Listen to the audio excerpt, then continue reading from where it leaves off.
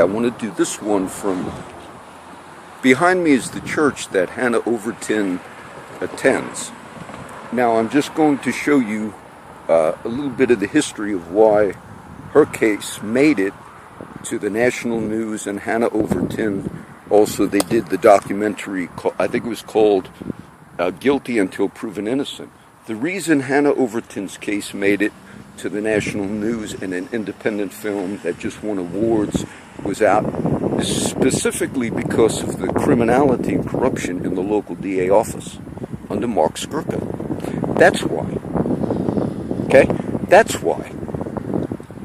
Because after Hannah Overton's case went to court, they convicted her of a charge of capital murder in the sense of life in prison without the possibility of parole. Now, that was also against what you're supposed to charge, because they only found her guilty of negligence. So how did they do that?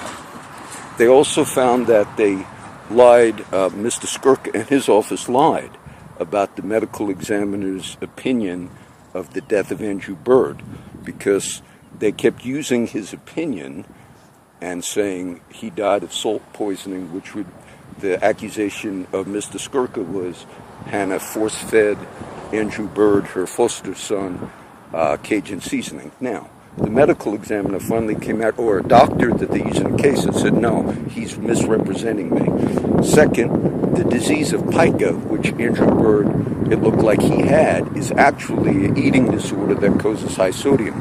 But it was found out that they lied. The prosecutor and DA lied about all those things.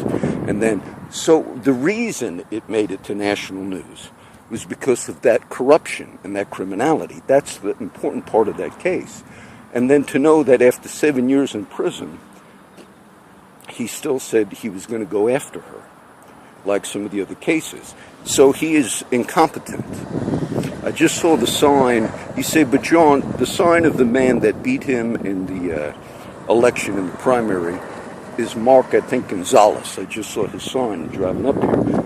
And I'm sure Mr. Skurka would like to try to resurrect some type of reputation, but he should be removed immediately, because these are not just hearsay things. After all of this, in the Hannah Overton case, you had the Gaitan case, you had the Hayden case, where the same thing happened, where they got the detectives who investigated the Gaitan case, which was another murder case. They sent Gaitan up. You had the detectives suborn perjury from a witness called Mr. Valent. And we saw that came out in the public record. It's not hearsay. They said to Mr. Valent, did you ID any witnesses at the shooting?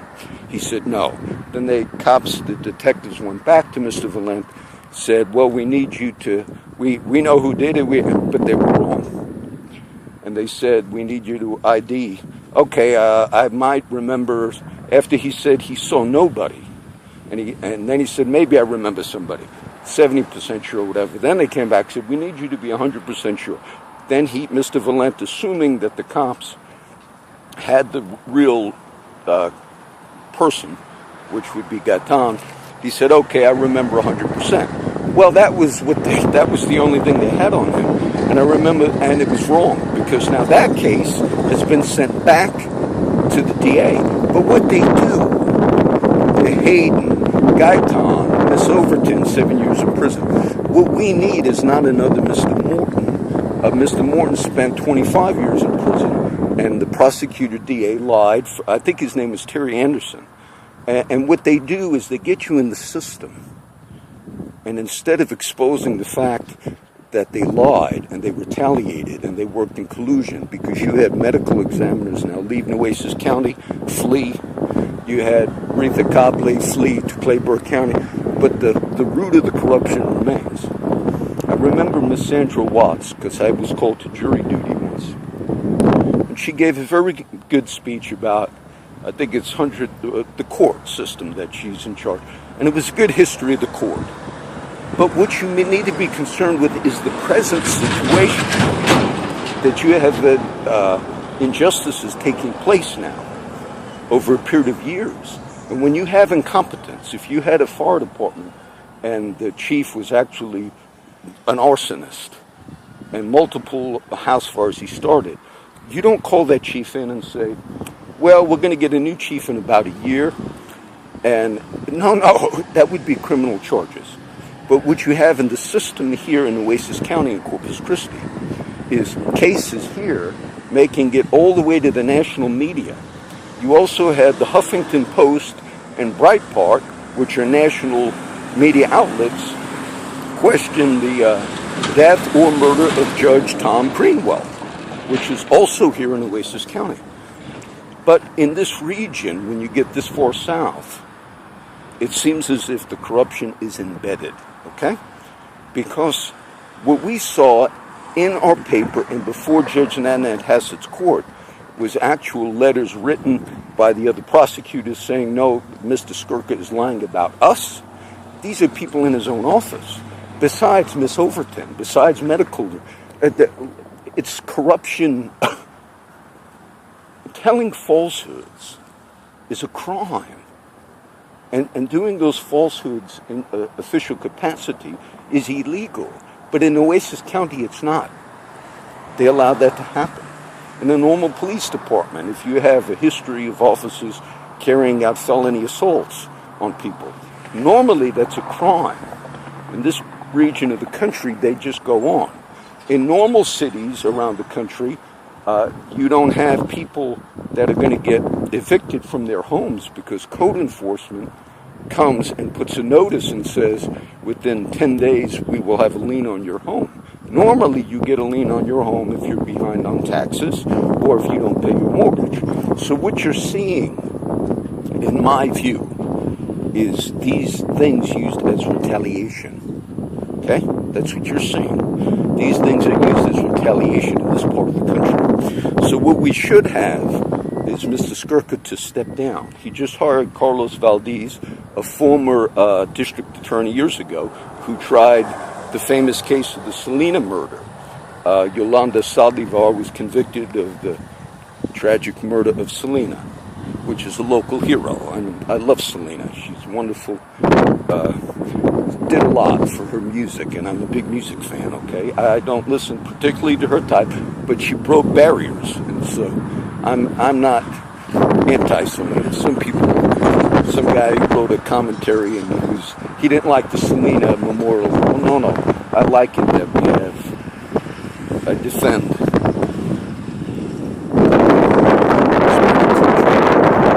So I want you to see, this was the church. He's famous as well because the documentary. But all of that, the reason these things made national media was because of lying in the office, collusion, going against your own people in your all of that is criminal. All of that is criminal. And we don't have time, as Mr. Moore had to wait 25 years because the DA had the power to make decisions based upon life and death. No, that needs to be brought to the light. The just thing Mr. Skirka should do is resign and let Mr. Valdez take over the office. Carlos Valdez knows how to run the office. And then when Mark Gonzalez, who beat Mr. Skirka in the primary, he's going to go up against the Republican, I think James Gardner. I'm not sure whoever wins, Mark Gonzalez, you're going to have a new DA. But Mr. Skirka should leave because I was not anti-Skirka. Even in some of my own personal, I was not. Then when I saw a lot of this that I've spoken about, I remember the Gaitan case, the defense attorney, and I saw him on a local media saying they got the wrong guys. And I started listening, and they charged 2 kids with the capital murder in that case. And they said, we also got a case of another one. I met the defense attorney said, no, they're lying, and I believe that attorney. And then the other kid, they were going to also charge him with capital murder or whatever it was. And they said, we got a case. And then right before the day of court, Mr. Skirka did it again, which a local judge rebuked him for. They dropped the whole case because they had zero evidence. And in the Gaitan conviction, the only evidence was the false testimony that the detectives suborned in collusion with Mr. Skirka. Look, false testimony. one of the commandments is do not give false witness. Don't bear false witness. And when Mrs. Crooker gets on TV and says, we fight crooks, that's crook. Do you understand? That's also a crook. That's a crime. You rob the truth from people who are created in the image of God. No man has the right to make his own law.